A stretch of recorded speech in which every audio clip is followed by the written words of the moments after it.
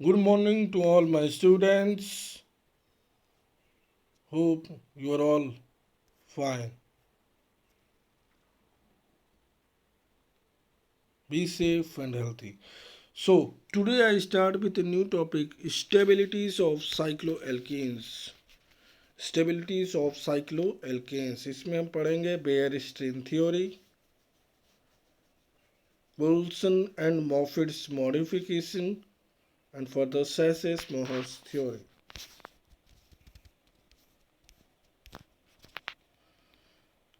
जब हम आगे बात करें तो बेयर से स्ट्रेन थ्योरी, स्ट्रेन मतलब आप तनाव, तो बेयर से स्ट्रेन थ्योरी इज बेसिकली कुछ एसम्पशंस पे बेसिक होते हैं. तो they are based on the assumptions that they are helpful to understand instability of cycloalkane ring system. Cycloalkane ring systems की इन स्टेबिलिटी के बारे में कुछ एसम्पशंस देते हैं और ये बताते हैं कि जो रिंग सिस्टम्स होती हैं सारी ring systems are basically planar. All ring systems are planar और deviations from normal tetrahedral angles further results into an instable cycloalkanes. जब जब डेविएशंस होंगे फ्रॉम नॉर्मल टेट्राहाइड्रल एंगल से तो it will further leads to form an unstable cycloalkanes. Unstable cycloalkanes बनेंगे. Second basic features है Baeyer strain theory की कि the large ring system involves negative strains और इसके कारण due to the large ring systems they do not further exist. का further अस्तित्व नहीं रहता है क्योंकि बहुत बड़े बड़े रिंग सिस्टम्स होते हैं. The large ring systems involve negative strain, hence do not exist. आगे बढ़े तो the bond angles in cyclohexane and higher cycloalkanes, cycloheptane, cyclooctane, cyclononene, etc. are not larger than 109.5 degrees Celsius. क्यों 109.5 degree Celsius, sorry degree Celsius नहीं, degree Celsius तो बेटा temperature में बात करेंगे, यहाँ पे डिग्री की बात होती है. तो 109.5 डिग्री क्योंकि because the carbon ring of those compounds are not planar. इनके जो रिंग्स के जो कार्बन प्रेजेंट होते हैं उन कंपाउंड्स के कार्बन क्या होते हैं, they are not basically planar. Means the bond angles in cyclohexane and higher cycloalkanes are not larger than 109.5 degree because the carbon ring of these compounds are not planar.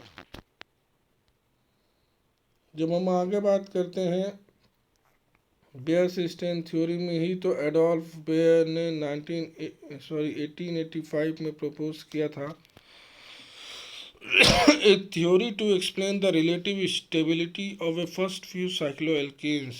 Starting के जो शुरुआत में जो cycloalkenes की जो श्रेणियाँ थीं उनके बारे में फर्स्ट फ्यू साइक्लोएल्केन्स की रिलेटिव स्टेबिलिटी पर फोकस किया, स्टडी किया on the fact that normal angle between any pair of bonds of carbon atom is 109 degree 28 minutes in a tetrahedral geometry, specially methanol molecules में study किया कि normal angle between any pair of bonds of carbon atoms, किसी भी जब methanol की study किया चूँकि CH4 carbon की चारों तरफ से single single hydrogen bond present होते हैं और किसी भी कार्बन हाइड्रोजन के बीच में जो बॉन्ड बन रहे हैं तो उनके बीच में जो बॉन्ड फॉर्मेशन हो रहा है वो होना चाहिए 109 डिग्री 28 मिनट्स एज पर Baeyer strain theory. hydrogen bond angle in tetrahedron is 109.5 degree according to Adolf Baer, the Baer strain theory. So further Baer postulated that any deviations of bond angles from the normal tetrahedral value, bond angle में कोई भी deviations from the normal tetrahedral value would impose a condition of internal strain on the ring, और इस ring को हम कहते हैं angle strain. और these rings are basically the main objectives is to determine the stability of the ring. Baer proposed that the optimum overlap of atomic orbitals के बीच में जो ओवरलैपिंग होती है is achieved for bond angle of 109.5 degree, और उनका जो hybridisation होगा sp3 hybridisation, और orbital overlapping is maximum at that time. In short में बात करें तो it is an ideal bond angle for alkene compounds that produces maximum bond strength and a stable molecule. Ideal bond angle for alkene compounds, किसी भी alkene compounds के लिए ideal bond angle होता है 109.5 degree, and further it produces a maximum bond strength and stable molecule. Beer ने postulate किया कि any deviations of bond angles from the normal tetrahedral value, normal tetrahedral से भी कोई भी deviation होगा उस bond angle में तो would further lead to produce the conditions of internal strain on the ring. Ring में internal strain, inside strain होने लगेगा, और उस further strain को, internal strain of the ring को ही हम क्या कहते हैं, angle strain. Or this angle strain is basically the main objective behind is to determine the stability of the ring. Stability of the ring को determine करने के लिए एंगल स्ट्रेन का इस्तेमाल किया जाता है. और एंगल स्ट्रेन क्या होता है, एंगल स्ट्रेन बेसिकली क्या होता है कि कोई भी बेयर स्ट्रेन के हिसाब से any deviations of the bond angles from the normal tetrahedral value would further lead to produce an internal strain on the ring, और उस internal strain on the ring को ही हम क्या बोलते हैं, एंगल स्ट्रेन. बेयर ने पोस्टुलेट किया कि इंटरनल स्ट्रेन होने के कारण जो एटॉमिक ऑर्बिटल्स इज अचीव्ड उनमें बॉन्ड एंगल से होंगे 109.5 डिग्री होगा, हाइब्रिडाइजेशन होगा 1sp3 हाइब्रिडाइज, और इस स्टेज पर orbital overlap is maximum. Orbital overlapping is maximum. In short में बात करें तो ideal bond angle for alkane compounds होता है. It further produces maximum bond strength and stable molecule.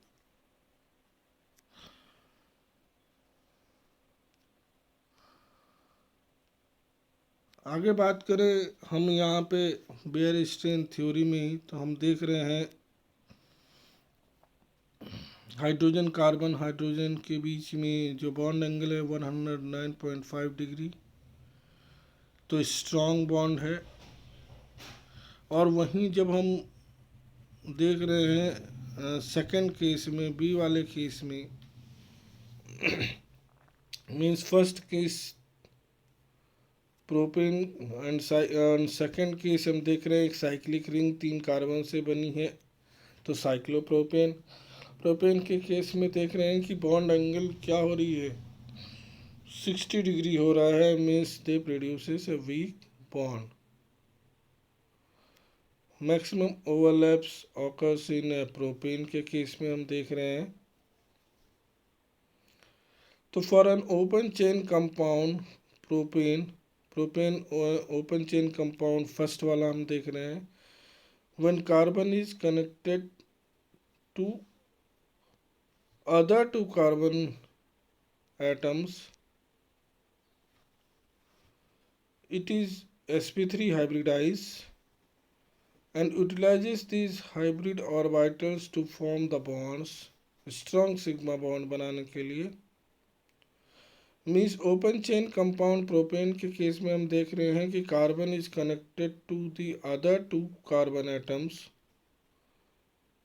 sp3 hybridization भी है, और जो हाइब्रिड ऑर्बिटल्स है it has the capability to form the bonds, specially strong sigma bond बनाने के लिए। साइक्लोप्रोपेन के केस में अगर हम बात करें तो carbon atom does not use the hybrid orbitals to form the bonds, carbon atoms hybrid orbitals का यूज नहीं करते हैं to form the bonds, hence the bond, या कह सकते हैं कि बेंट बॉन्ड एंगल जो अचीव हो रहा है is weaker is compare to usual carbon carbon bond, this is described as an angle strain. ये क्या कहलाता है? एंगल स्ट्रेन, जो वीकर बॉन्ड बना रहा है, और वीकर बॉन्ड के कारण जो एंगल क्रिएट हो रहा है वो क्या होगा? Angle strain. If bond angle deviates from the ideal bond angle, then the ring produces a strain. जब भी bond angle deviate, whenever the bond angle deviates from the ideal bond angle, then the ring produces strain. और एक चीज़ आपको ये बता दें कि जब जब higher strain will leads to produce higher instability, जितना ज़्यादा स्ट्रेन होगा उस कंपाउंड की हायर इनस्टेबिलिटी होगी, और higher instability will leads to further increased reactivity. Instability जितना ज़्यादा उतनी ही ज़्यादा उस कंपाउंड की रिएक्टिविटी होगी, further it increases heat of combustion.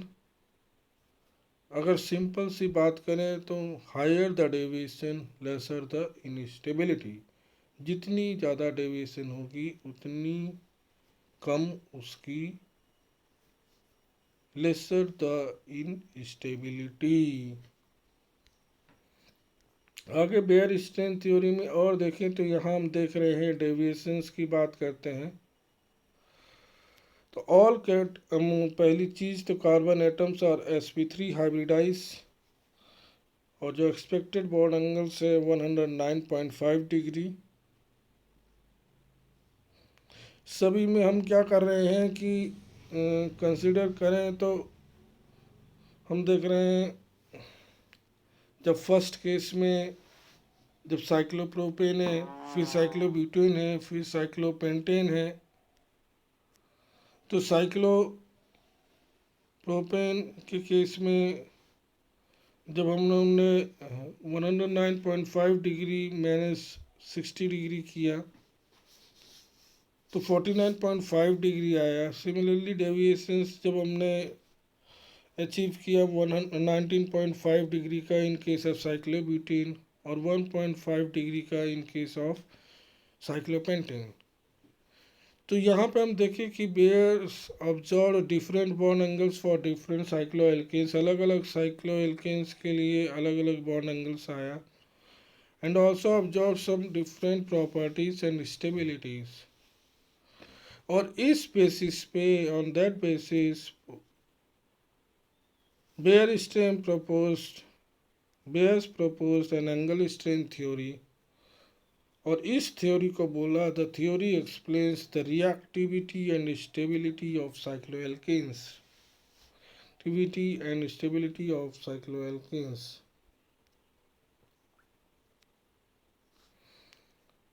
तो यहाँ हम देख रहे हैं डिफरेंट कंपाउंड्स, स्टार्टिंग के लिए लिया cyclopropane, cyclobutane, cyclopentane, cyclohexane. Bond angles definitely propane में चूँकि ट्रायंगल है, इक्विवेलेंट ट्रायंगल्स, तो 60 डिग्री साइक्लोब्यूटेन के केस में परपेंडिकुलर आ रहा है, 90 डिग्री साइक्लोपेंटेन में, 108 डिग्री और साइक्लोहेक्सेन में 120 डिग्री बॉन्ड एंगल। और फर्दर हमने डेविएशन से स्टडी किया, जब इनको हमने मैनेज किया बॉन्ड एंगल को 109.5 डिग्री से, तो डेविएशन से अचीव हुआ। और तो फर्दर हमने इनमें एंगल स्ट्रेन फाउंड आउट किया। जैसे जैसे हम लार्जर कंपाउंड की तरफ, साइक्लिक कंपाउंड की तरफ बढ़ते जाते हैं, तो हमारा एंगल स्ट्रेन काफ़ी कम कम होता जाता है। बेसिकली यहाँ पे हम देख रहे हैं हमने साइक्लोप्रोपेन के केस में हम देख रहे हैं कि सबसे पहले डेविएशन स्टडी करके उसको डिवाइड बाय 2 किया, तो हमें एंगल स्ट्रेन आ गया 24.75 degree. The ring of cyclopropane is triangle. हम देख रहे हैं कि जो साइक्लोप्रोपेन की रिंग है बेसिकली ट्रायंगल, क्योंकि 3 कार्बन फॉर्मेशन से है। Support all the three triangles are 60 degree in place of 109.5 degree normal bond angle for carbon atoms. This means that the normal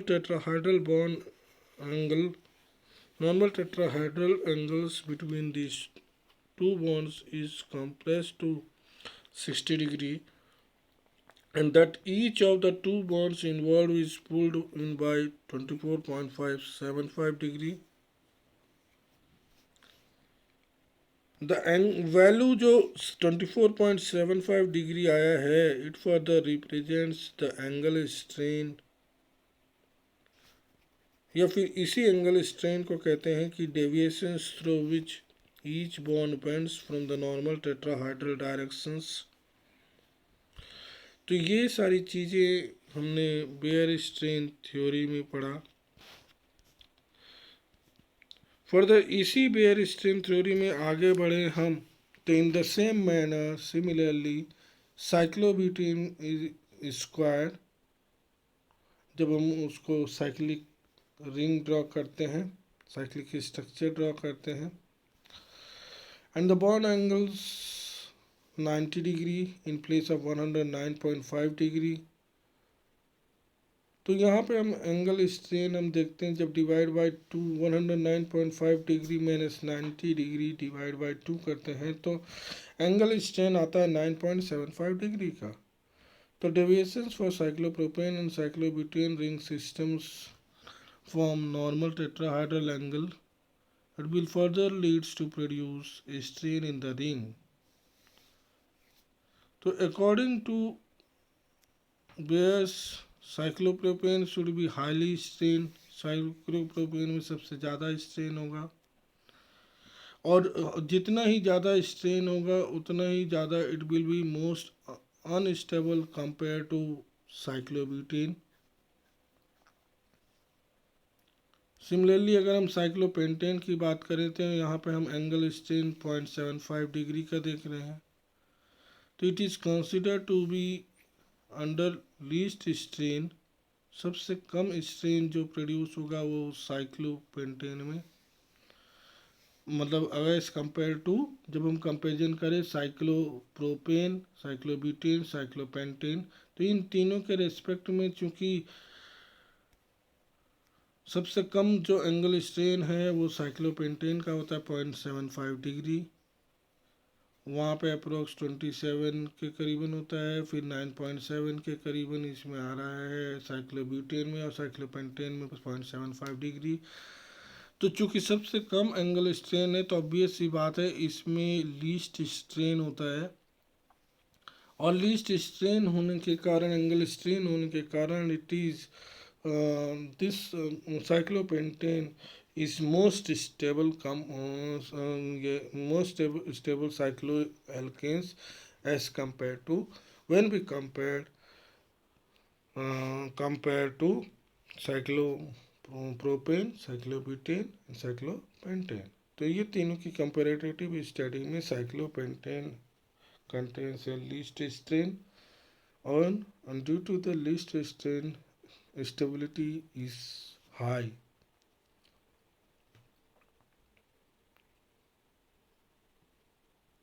और चूंकि स्टेबिलिटी हाई है तो इस स्टेबल होने के कारण, साइक्लोपेंटेन स्टेबल होने के कारण, दे does not undergo ring opening reactions, ring opening reactions नहीं हो सकती है पेंटेन में।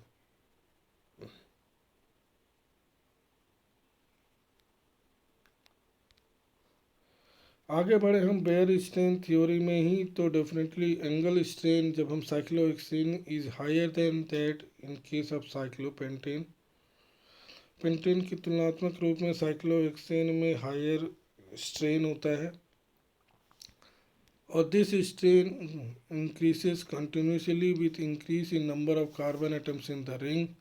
से कार्बन एटम्स बढ़ते जाएंगे वैसे वैसे स्ट्रेन बढ़ता जाएगा। According to the theory, cyclohexane and the higher cycloalkanes should become increasingly unstable, और रिंग स्ट्रेन बढ़ने के कारण, एंगल स्ट्रेन बढ़ने के कारण फर्दर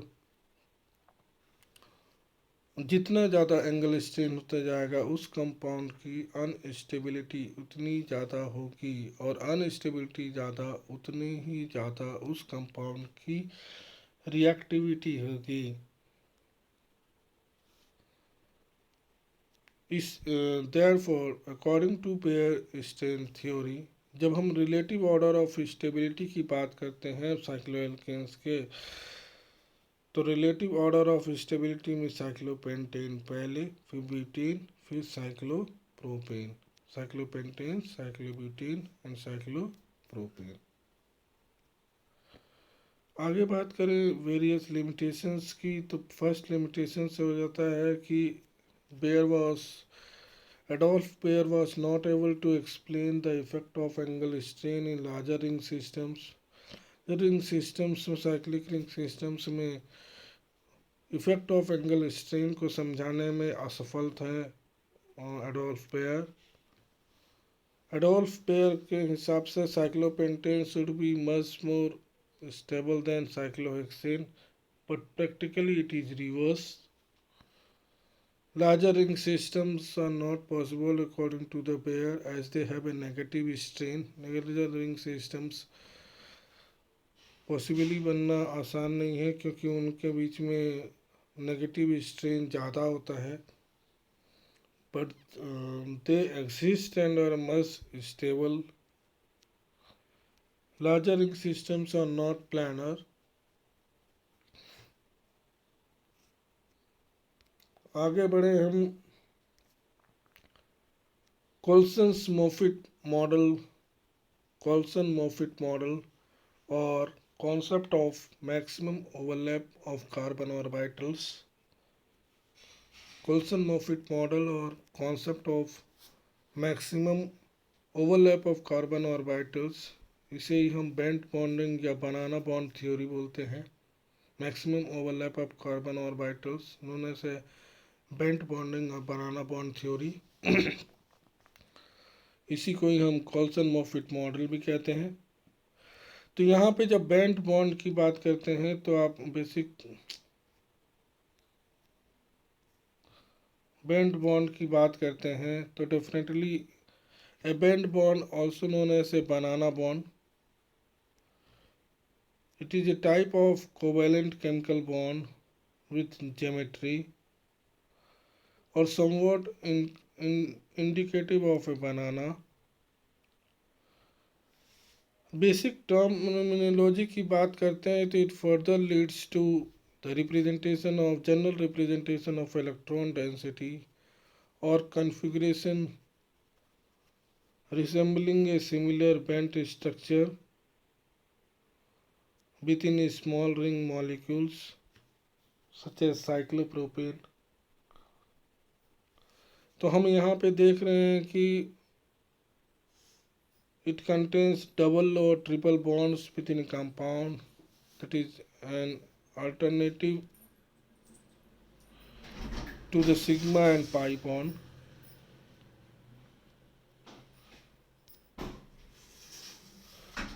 तो यहाँ पे हम ये देख रहे हैं कि बैंड बॉन्ड्स इन साइक्लोप्रोपेन्स, फर्दर हमने यहाँ पे ये देखा कि पहले वाले में सिग्मा बॉन्डिंग्स,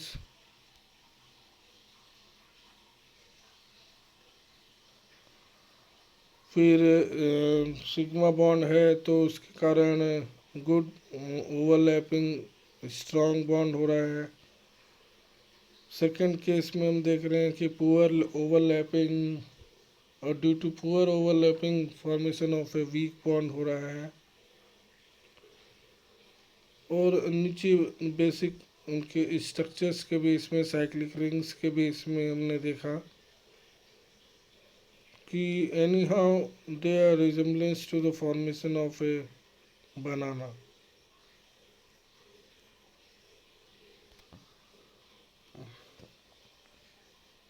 तो यहीं पे आगे बढ़े हम बनाना बॉन्ड थ्योरी या फिर बेंट बॉन्ड थ्योरी या कॉल्सन मोफेट मॉडल्स थ्योरी। तो इनके कारण जो sigma bond strong bond involves and on overlapping and pi bond involves side-long overlapping. Band bond is intermediate between sigma bond and pi bonding. Overlapping being neither end on nor sidelong. Overlapping नहीं उनका समापन होता है neither end on nor sidelong, और इसके कारण it further makes the overlapping less efficient than sigma overlapping, and the cyclopropane carbon-carbon bonds becomes weaker than carbon-carbon single bonds. तो according to Baeyer strain theory हमने देख लिया था कि cyclo configuration of cyclopropane is triangle in shape with carbon valencies angle 60 degree. तो और जब हम साइक्लोब्यूटेन की बात करते थे तो वहीं 90 डिग्री आता था, लेकिन वहीं पे जब the angles are more than 90 degree when hybridization occurs, और Coulson Moffett proposed that the smallest carbon valency angle which one can reasonably expect to have 104 degree. इसके कारण कॉल्सन मोफेट ने सजेस्ट किया कि cyclopropane only a partial overlapping of the sp3 hybrid orbitals occurs, और इसके कारण carbon carbon carbon bond angle is decreased slightly from 109.5 degree to 104 degree, और जो hydrogen carbon hydrogen bond angle increase to 120 degree compare to normal tetrahedral angle. Means Adolf वे normal tetrahedral bond angle की comparative study करते थे, और यहाँ पे कोल्सन मॉफेट model ने बताया या बनाना बॉन्ड थ्योरी के हिसाब से कि carbon carbon carbon bond angle basically decrease to 104 degree, hydrogen carbon hydrogen angle is increase to 120 degree as compare to tetrahedral angle, और इसके कारण it further leads to decrease in overlapping. Further overlapping कम होने के कारण further results in the weakening of the bond, bond हमारा और कमज़ोर कमज़ोर होता जाता है, वीक होता जाता है। Therefore it partially explains the instability of cyclopropane. Cyclopropanes की इनस्टेबिलिटी को पूरी तरह समझाते हैं, एक्सप्लेन करते हैं। Case of cyclobutane also has bent bondings, but the decrease in overlap is less than in the case of cyclopropane. Therefore, cyclobutane is more stable. क्यों stable है साइक्लोब्यूटेन? क्योंकि cyclobutane is not participating in the ring opening reactions and less reactive than cyclopropane. जब हम cyclobutane और cyclopropane की बात करते हैं तो साइक्लोब्यूटेन इज मोर स्टेबल, क्योंकि they are not participate in they can't participate in the ring opening reactions, चारों तरफ से बंद है, and are less reactive as compare to cyclopropane. जब हम आगे बात करें सेसे-मोहर्स थ्योरी की, तो सेसे-मोहर्स थ्योरी के हिसाब से to Baeyer the carbon atoms of the ring और इन सेम प्लेन, कार्बन किसी भी रिंग में कार्बन एटम्स क्या होता है, सेम प्लेन में होते हैं, ये बेयर के हिसाब से था। और strain was calculated on the assumptions that cyclic rings are planar. और बेयर ने जो एंगल स्ट्रेन की जो स्टडी की वो it was further calculated on the basic assumptions that cyclic rings are planar. Strain is minimum for cyclopentane and goes on increasing as the size of the ring increases. ये सारी चीज़ें bears के हिसाब से। Hence members have the higher than cyclopentane should be increasingly unstable. लेकिन हरमन सेसे ने सून point out किया कि larger rings need not to be strain because the carbons needs not to be coplanar. Sachse Mohr's theory ने इसी time पे point out किया कि जब बेयर ने ये बताया कि हायर देन, अगर जब हायर मेंबर्स होते हैं एज कंपेयर टू साइक्लोपेंटेन, तो बेयर ने बताया कि it should be increasingly unstable. जितना ज़्यादा आप higher membranes of cyclic compound में चले जाओगे साइक्लोपेंटेन से भी ज़्यादा में, तो उनकी अनस्टेबिलिटी ज़्यादा होने की चांसेस रहते हैं, क्योंकि इनके एंकल स्ट्रेन कम कम होते जाते हैं। ये बेयर्स ने बताए थे। और बेयर ने क्या किया कि कार्बन एटम्स, बेयर्स के हिसाब से carbon atoms of a ring और all in same plane assumptions भी कैलकुलेट किया गया था, बेसिकली जो साइक्लिक रिंग्स आर प्लानर के बेस में।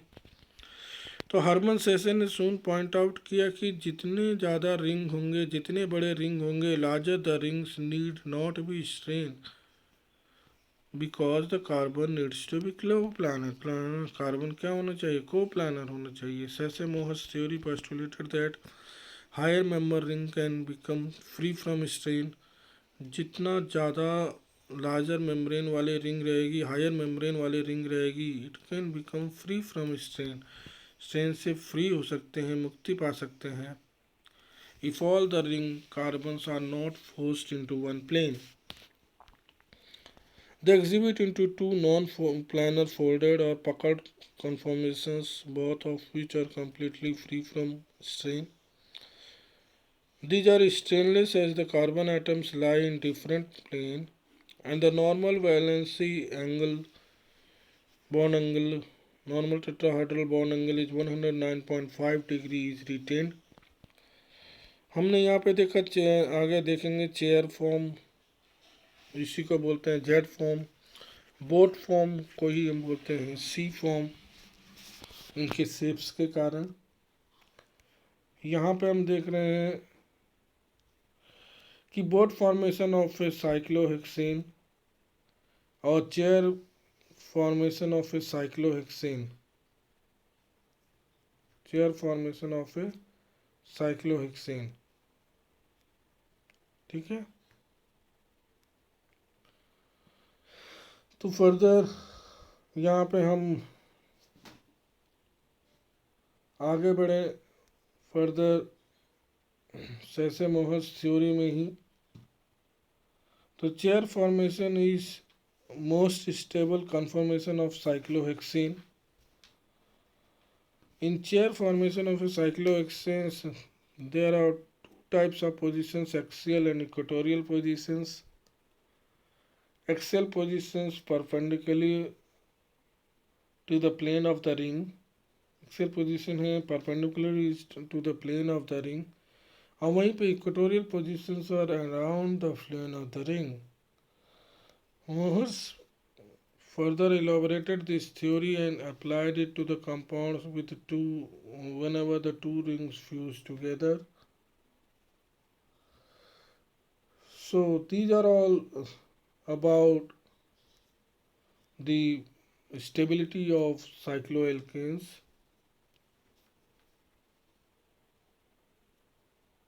Thank you.